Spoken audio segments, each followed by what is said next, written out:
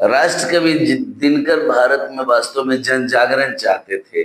और जो संस्कृति का प्रारंभ भारतेंदु हरिश्चंद्र ने किया था, वे चाहते थे कि हिंदी साहित्य के माध्यम से भारत के लोगों को जगाया जाए, यहाँ के लोगों को झकझोरा जाए।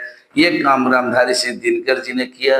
उत्तर छायावाद के बाद ये सबसे प्रमुख कवि थे और घूम घूम कर जनता को जगाने का काम किया। ये जयप्रकाश नारायण जी के साथी भी थे। और इन्होंने देखा कि जब हमारे देश की केंद्रीय सत्ता कमजोर हो रही है और हमारी जनता का ध्यान नहीं दे रही है, तो सत्ता के परिवर्तन के लिए भी इन्होंने काफी प्रयास किया।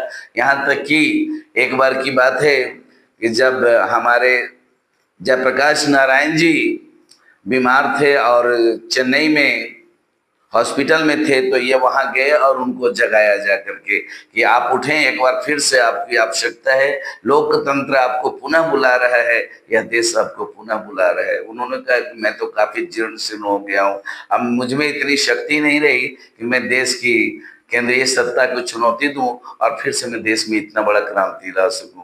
दिनकर जी ने कहा, मैं आपको अपना जीवन देता हूं, आप मेरा जीवन ले लें, लेकिन आप उठें, देश को आपकी आवश्यकता है। और मैं आपको क्या बताऊं, दिनकर जी वहीं चेन्नई में ही रह गए और 24 अप्रैल 1974 को उनकी मृत्यु हो गई। और जयप्रकाश नारायण जी ठीक हो गए, वे पुनः आए, देश में घूम घूम कर लोगों को जगाया।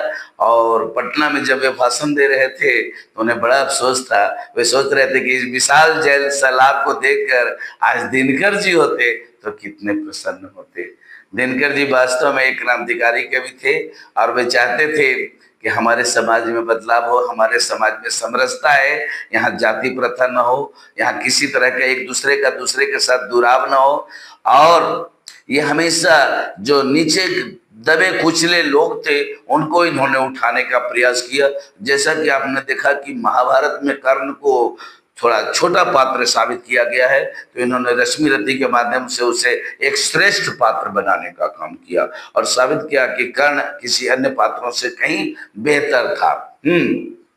कर्ण के माध्यम से इन्होंने गरीबों को भी साहस दिया, हिम्मत दिया, ताकत दिया है कि इन्होंने कहा है कि तेजस्वी सम्मान खोजते नहीं गोत्र बतला के, वे तो जग में जस पाते अपना कर्तव्य दिखला करके। चाहे दुनिया गलत कहे या कहे दुनिया ठीक, वीर खींच कर ही रहते इतिहास में अपनी लीक। अर्थात जो कर्मवीर होते हैं वे अपना कर्म के बल पर कुछ न कुछ करके दिखाते हैं। जाति प्रथा पर भी इन्होंने कठोर प्रहार किया था और इन्होंने कहा था, ऊपर ऊपर गोरे हैं भीतर काले के काले, शर्माते हैं नहीं जगत में जाति पूछने वाले। अर्थात जाति